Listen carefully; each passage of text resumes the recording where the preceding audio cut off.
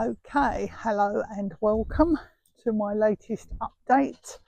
I've actually had 3 people ask me why I haven't done an update for ages. I think the last one was something like August, September time. And as you can see from where I am, we've finally got the bungalow cladded, got a roof on. We managed to find some excellent local guys who agreed to use up the materials that we had lying around and do some work for us, and then we will gradually pay them off. So that's good news. The other guy that we want to take to court, there's some niggly issues there. Because we're on something called pension credit, we can get the court fees waived. But when we filled in all the application forms and everything, the court came back with telling us that the DWP told them we're not on pension credit. So then I spent a day on the phone talking to the DWP, and they said, yes, of course you're on it, you know you're on it, you've got your annual letter that you usually get March, April time, send them a copy of that and maybe a latest bank statement to show that the payments are still going in. So we did that. Court came back with the same answer, basically saying that's not enough evidence, you need a letter from the DWP dated within the last 30 days. So I had to spend more time on the phone with the DWP saying, you know, you only get a letter once a year. Got back to the court and they're still just coming back with the same answer. Without a letter dated within the last 30 days, we can't help you. So we can't take the previous builder to court probably till next March or April when we do get another letter. And in the meantime, he's probably sitting pretty thinking he's got away with conning us out of thousands of pounds. It's a shame that we can't do it now, because it would be lovely to win the court case, get some money out of him, and pay off these builders who have been kind enough to do all this work for us. They have supplied us with a front door, helped us to find second-hand roof tiles, done a brilliant job of making the place look as good as it does now, and been willing to do that without any money up front and just trusting us that we will give them a little bit of money each week out of our pension and, you know, pay them back as fast as we can. We've done some sitting down over the last couple of weeks, looked at our finances, and we hope to pay them up within the next 12 months. And then we can start getting some other work done. I'll take you around and show you how good it looks now. Let's go this way. This is all the way around the side of the building.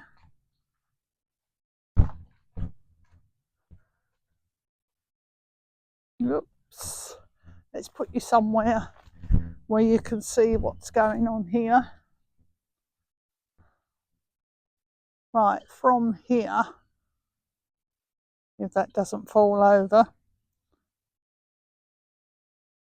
from here you can see that, if the camera follows me, we have got cladding all along that wall, apart from just up under the roof there. But also what's missing is 2 walls on that extension. That's because the cladding material that the first scammer ordered wasn't the right amounts of cladding boards to cover the whole bungalow, but it was too much of things like starter bars, and we had about £1,000 worth of materials that was no good to us and needed about £200 of cladding boards just to do that little bit up there, which we're going to complete. We did get in touch with Eurocell, the company that originally supplied the cladding, but of course, quite understandably, because the stuff had been sitting in our barn for a year, they couldn't really take anything back and give us a discount on the bits that we did need. So what we've done with this extension is insulated it and cemented it, and one day we will buy some paint to match the cladding colour and just paint it. The other thing that we need is the materials to complete the flat roof.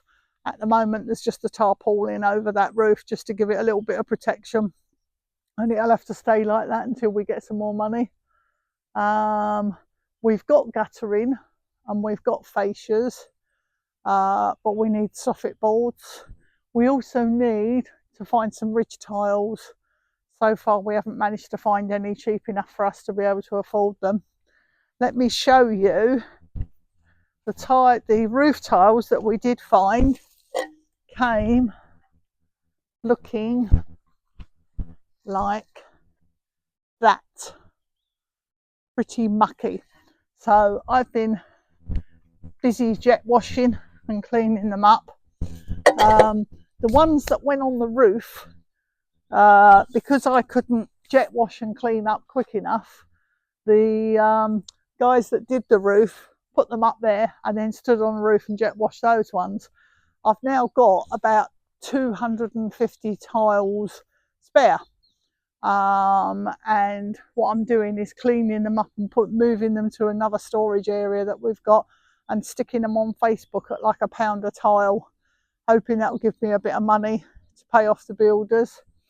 We've also been busy selling anything that we can find that we've got that we think we don't need, just to raise some funds.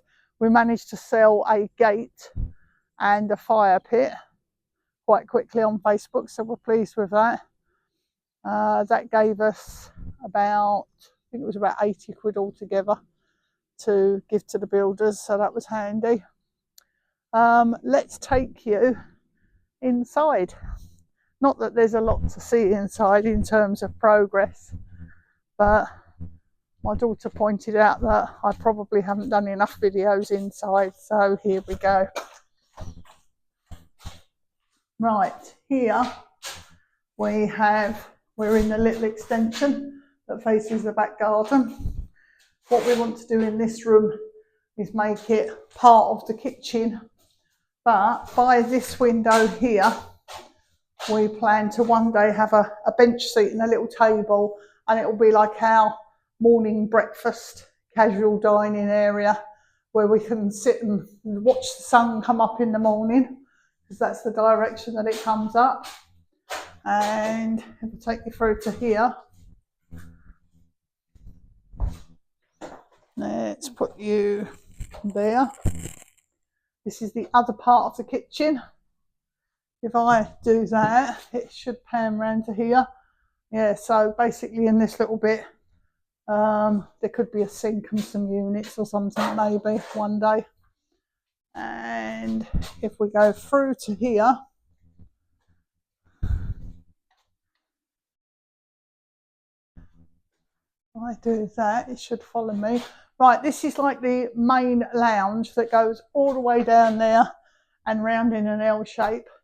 This first section we want to be our main dining area. We'll have like a big dining table here.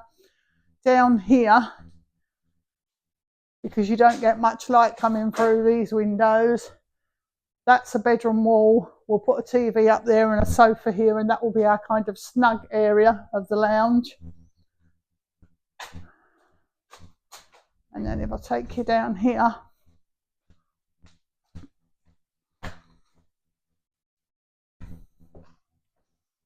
pop you there.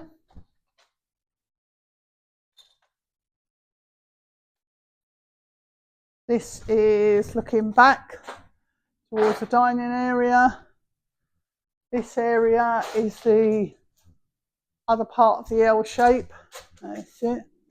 And that goes back out through the double doors into the back garden. And then here,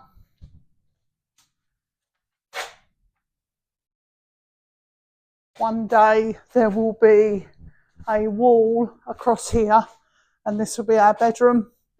And then just in that direction will be a toilet and bathroom. We have got the original, if you look up there into the loft, you can probably see the original prefab roof and the original prefab walls, which me and John are going to knock down while we've got no money to do anything else. We've got time, so it's a little project that we'll take on, gradually destroying it, so that what we're left with is the brick walls that have been cladded, and we can then think about insulating that and building some stud walls inside and remaking the rooms again. So let's take you down here. I think last time I did a video, I spoke about my little hot tub house that I built out of an old broken down greenhouse. There it is. It's withstood a couple of good storms already. I've actually turned off the hot tub for the winter.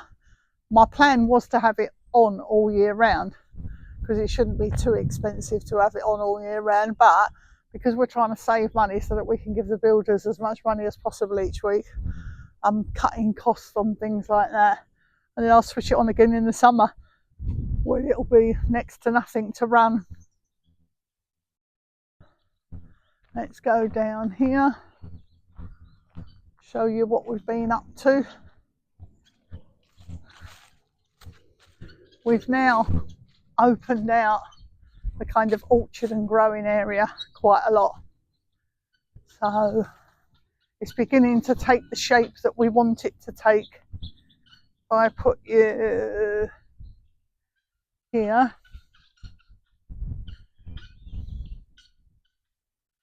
it's pretty much okay, I think.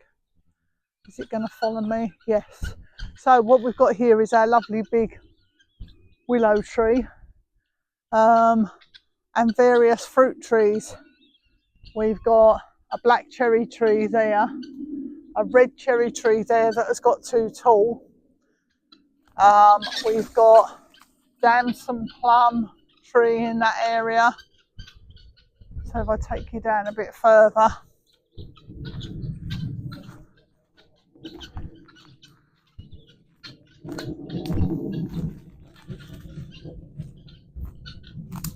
let's put you here. This was full of damson plums, but it was growing right over the greenhouse. So we've chopped it right back, and we're fairly confident a few branches will appear again in the summer and we'll have some more damson plums. We've got two good working greenhouses now that we're quite pleased with, which came out of two broken down greenhouses. We managed to find enough glass and whatnot to get them going. So they are there. And here we've got one of the many chicken houses that we've got to knock down, because they're just not really good enough to use anymore. This is our kind of general growing area. Let's put you there, and hopefully you will follow me around. That's it. So here it's got overgrown with weeds, but we did manage to grow some bits and pieces. We managed to grow tomatoes, lettuces, what else did I get? Rhubarb, parsley, carrots, which the local bunny rabbits kept on eating. The guinea fowl love picking all the fruit that they can see. These trees down here,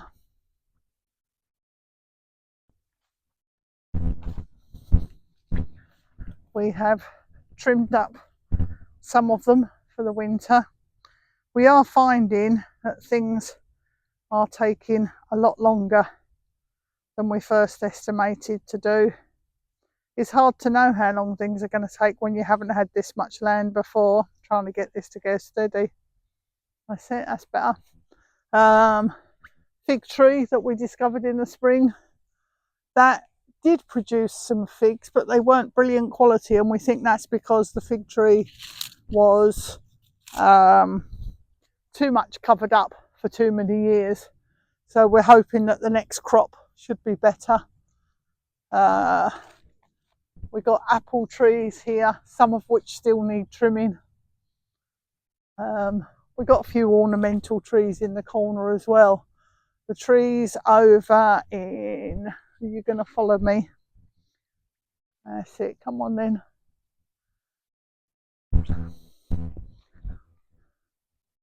The trees over in this corner behind the apple tree are mainly ornamental, and during the summer we get some lovely pink flowers on them because of the way the sun follows it all around. Let's take you to that.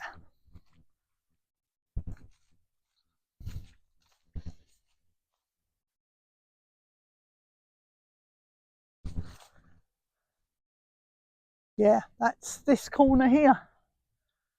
It doesn't look like much at the moment, but it's lovely as the sun hits it in the winter. And even on the coldest day, this is one of the sunniest spots on our bit of land because the sun comes up kind of that way and works its way around there, and it's nice. You often find the chickens and the guinea fowl are hanging around here on a cold winter's day if there's a little bit of sunshine that they can make the most of. Are you going to follow me all the way around? Yes, I think you are. Down here is our composting area, and if I take you this way,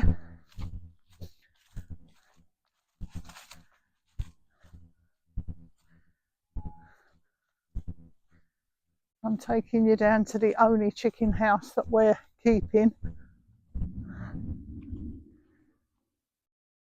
which is this one. It needs a lot of maintenance, but it's doing the job at the moment.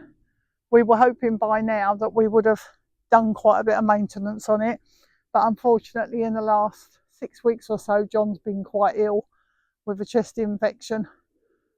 It got to the point where he couldn't even get up without getting breathless. So I've had to spend quite a bit of time doing his chores, my chores, and all the other bits and pieces that often crop up and need sorting. But it's all good fun. We absolutely love just being outdoors most of the time, even when it's cold. Don't particularly like it when it's wet, but that's when we just take the opportunity to have a bit of time indoors, chilling out with Netflix or something like that.